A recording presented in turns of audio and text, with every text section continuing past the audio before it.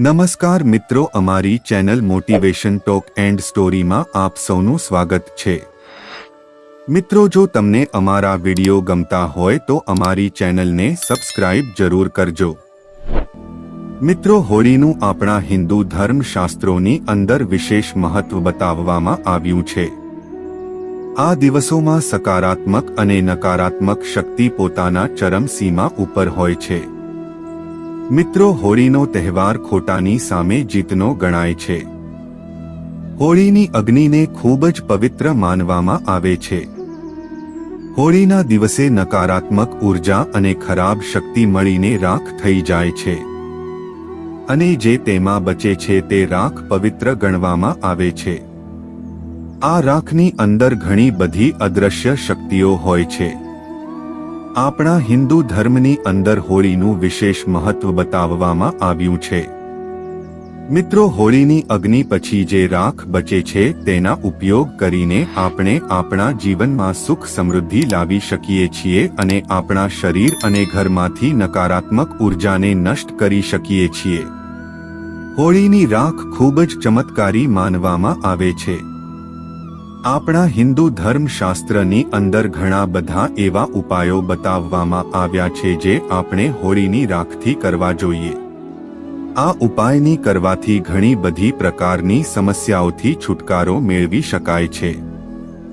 આપણા પૂર્વજો પણ આ રાખથી ઉપાય કરીને પોતાના જીવનમાં સુખ સમૃદ્ધિને પ્રાપ્ત કરી છે।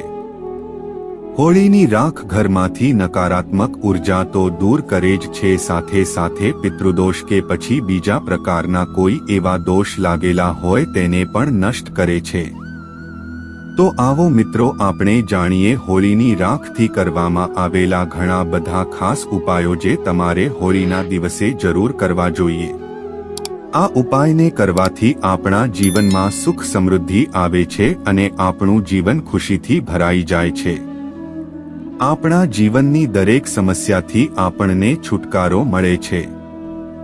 મિત્રો, સૌથી પહેલો જે અમે તમને ઉપાય બતાવવા જઈ રહ્યા છીએ, ઉપાય એક એવી મુશ્કેલીનો અંત કરવા વાળો છે જે મુશ્કેલી બધાના ઘરમાં હંમેશા બનેલી રહેશે। આ સમસ્યા છે ધનને લગતી સમસ્યા। ઘણા લોકો એવા હોય છે જેના ઘરે પૈસા તો આવે છે પરંતુ તે પૈસા ટકતા નથી અથવા તો તે પૈસા કોઈ એવી જગ્યાએ ખર્ચ થઈ જાય છે જ્યાં તેની આપણે કલ્પના પણ ન કરી હોય। ઘણાના જીવનની અંદર પૈસા આવતા આવતા પણ ઊભા રહી જતા હોય છે, કામ થતું થતું અટકી જતું હોય છે। આવા વ્યક્તિઓને કોઈ પણ પ્રકારના બીજા માર્ગ તેમને નજર નથી આવતા। મિત્રો, આ પ્રકારની સમસ્યાથી તમારે છુટકારો મેળવવો હોય તો તમારે હોળીના દિવસે હોળીની રાખથી આ ઉપાય જરૂર કરવો જોઈએ। મિત્રો, આ ઉપાય કરવા માટે જ્યાં હોળી પ્રગટાવવામાં આવી હોય ત્યાં જવાનું છે અને ત્યાંથી તમારે થોડી રાખ લાવવાની છે। મિત્રો, આ રાખને તમારે ઘરે લાવીને લાલ કપડામાં રાખવાની છે। આ રાખની સાથે તમારે 7 ગોમતી ચક્ર પણ સાથે રાખવાના છે। મિત્રો, ગોમતી ચક્ર તમને કોઈ ભગવાનના સામાન મળતા હોય, ભગવાનના કપડાં મળતા હોય, ભગવાનની પૂજા આરાધનાનો સામાન મળતો હોય ત્યાં તમને આ ગોમતી ચક્ર જરૂર મળી જશે। મિત્રો, ગોમતી ચક્ર ખરીદતી વખતે તમારે ખાસ ધ્યાન રાખવાનું છે કે તે તૂટેલા ન હોવા જોઈએ। ગોમતી ચક્ર ભગવાન વિષ્ણુ અને માતા લક્ષ્મીનું પ્રતીક રૂપ માનવામાં આવે છે। મિત્રો, આટલું થઈ ગયા પછી તમારે ભગવાન વિષ્ણુની સામે એ ગાય નાખીનો દીવો કરવો જોઈએ। ભગવાન વિષ્ણુને અને માતા લક્ષ્મીને પ્રણામ કરવાના છે। મિત્રો, આટલું થઈ ગયા પછી તમારે ભગવાનની સામે ભગવાનને ભોગ લગાવવો જોઈએ। ત્યાં બેસીને ઓમ નમો ભગવતે વાસુદેવાય આ મંત્રનો 108 વખત જાપ કરવો જોઈએ। મિત્રો, આટલું થઈ ગયા પછી તમારે પૂરી શ્રદ્ધા સાથે શ્રી હરિકૃષ્ણ ભગવાન અને માતા લક્ષ્મીને પ્રણામ કરવાના છે અને તમારા જીવનમાં જે પણ ધનને લગતી સમસ્યા આવી રહી હોય તે દૂર કરવાની તમારે પ્રાર્થના કરવી જોઈએ। મિત્રો, શ્રી હરિકૃષ્ણ ભગવાનને જે આપણે ભોગ લગાવ્યો તેમાં તમે તુલસી પત્ર જરૂર તેમને અર્પણ કર્યું હશે। તે તુલસી પત્ર પણ તમારે લાલ કપડામાં જે આપણે રાખ નાખી તેમાં નાખી દેવાનું છે। મિત્રો હવે તમારે આ લાલ રંગના કપડાની પોટલી બનાવી લેવાની છે। મિત્રો આ પોટલીને તમારે એટલે કે તેમાં રાખ નાખેલી છે તે પોટલીને તમારે તમારા તિજોરીમાં કે પછી પૈસા રાખવાના સ્થાન ઉપર રાખી દેવી જોઈએ। મિત્રો તમારે ખાસ ધ્યાનમાં રાખવાનું છે કે આ પોટલીને તમારે ક્યારે પણ સ્પર્શ નથી કરવાની। મિત્રો આ પોટલીને તમારે તમારા ધન રાખવાની જગ્યાએ છુપાવીને રાખવી જોઈએ। કરવાથી ધન સંબંધિત સમસ્યાઓ ખૂબ ઝડપથી સમાપ્ત થઈ જાય છે અને ધનની હાનિ પણ નથી થતી। ધન પ્રાપ્તિના નવા રસ્તાઓ તમને જોવા મળે છે। મિત્રો જો તમારા ઘરની અંદર પિતૃદોષ હોય, શનિદોષ હોય કે પછી નકારાત્મક ઉર્જા હોય તો તેને તમે દૂર કરવા માંગો છો તો તમારે બીજો એક ઉપાય જરૂર કરવો જોઈએ। મિત્રો તમારે 5 લાલ રંગના કપડાં લેવાના છે। તે 5 લાલ રંગના કપડામાં એક ચપટી જેટલી હોળીની અગ્નિની રાખ તમારે નાખવાની છે અને તે બધા કપડાં ઉપર પીળા કલરનો દોરો બાંધી દેવાનો છે। મિત્રો હવે આમાંથી પહેલી પોટલી તમારે તમારા ઘરના મુખ્ય દ્વાર ઉપર મૂકવાની છે અને બીજી 4 પોટલી તમારે તમારા ઘરની અંદર ચારે દિશાઓ બાજુ લટકાવી દેવી જોઈએ। મિત્રો આવી રીતે કરવાથી ઘરમાંથી બધા જ પ્રકારની નકારાત્મક ઉર્જા અને વાસ્તુદોષ, પિતૃદોષ, કાલ સર્પદોષ બધા જ પ્રકારના દોષ દૂર થઈ જાય છે।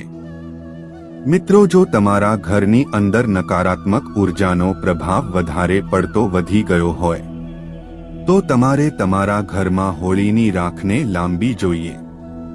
આ રાખને તમારે એક વાસણમાં રાખવાની છે। તેમાં થોડું તમારે નમક નાખવાનું છે। મિત્રો તમને લાગી રહ્યું છે કે આ વ્યક્તિ ઉપર નકારાત્મક ઉર્જા છે, કોઈએ કંઈ કરી મૂક્યું છે તો તમારે આ રાખ હાથમાં લઈને તેના માથા ઉપરથી 7 વખત ઉતારવી જોઈએ। પછી તમારે આ રાખને કોઈ સુમસાન જગ્યા ઉપર ફેંકી દેવી જોઈએ અથવા તો વહેતા પાણીમાં પ્રવાહિત કરી દેવી જોઈએ। મિત્રો તમને તમારા ઘરની અંદર નકારાત્મક ઉર્જા દેખાઈ રહી હોય તો તમારે તમારા ઘરમાં પણ આ રાખને ફેરવી જોઈએ, તેનો છંટકાવ કરવો જોઈએ। આવી રીતે કરવાથી પણ ઘરમાંથી નકારાત્મક ઉર્જા અને બધા જ પ્રકારના દોષ દૂર થાય છે। શાસ્ત્રોની અંદર હોળીની રાખને ખૂબ જ શુભ માનવામાં આવી છે। નજર દોષથી બચવા માટે પણ તમારે હોળીની રાખથી તમારા કપાળ ઉપર તિલક જરૂર કરવું જોઈએ। આવું કરવાથી વ્યક્તિને નજર નથી લાગતી। મિત્રો તમારા ઘરમાં કોઈ વ્યક્તિ ઉપર ખરાબ શક્તિ હાવી થઈ ગઈ છે। ખરાબ આત્માને તમારા શરીરમાં પ્રવેશ કરતા રોકવા માટે તમારે ત્રાંબાના અથવા તો ચાંદીના તાવીજમાં આ રાખને ભરીને તમારે ગળામાં આ તાવીજ પહેરવું જોઈએ। આવું કરવાથી પણ વ્યક્તિ ઉપર જે કોઈએ કંઈ કરી મૂક્યું હોય તે દૂર થાય છે અને તેને ક્યારે પણ નજર નથી લાગતી। તો મિત્રો આવી રીતે જે પણ લોકો હોળીની રાખથી આ પ્રકારના ઉપાય કરે છે તેનું જીવન સુખ સમૃદ્ધિથી ભરાઈ જાય છે। તેમને જીવનમાં ક્યારે પણ ધન સંબંધિત સમસ્યાનો સામનો નથી કરવો પડતો। મેં તમને જે પણ ઉપાય બતાવ્યા તે પ્રાચીન સમયથી કરવામાં આવતા રહ્યા છે અને તેનો લાભ લોકો લેતા રહ્યા છે। જો તમને આજે જ આ માહિતી વિશે ખબર પડી હોય અને સારી લાગી હોય તો તમારે તેનો ઉપયોગ જરૂર કરવો જોઈએ। મિત્રો વિડિયો ગમ્યો હોય તો લાઈક કરજો, મિત્રો સાથે શેર કરવાનું ભૂલતા નહીં અને તમે ચેનલમાં નવા છો તો સબસ્ક્રાઇબ જરૂર કરજો। ચાલો ફરીથી મળીશું એક નવા વિડિયો સાથે। તમારા બધા દર્શક મિત્રોનો ખૂબ ખૂબ આભાર।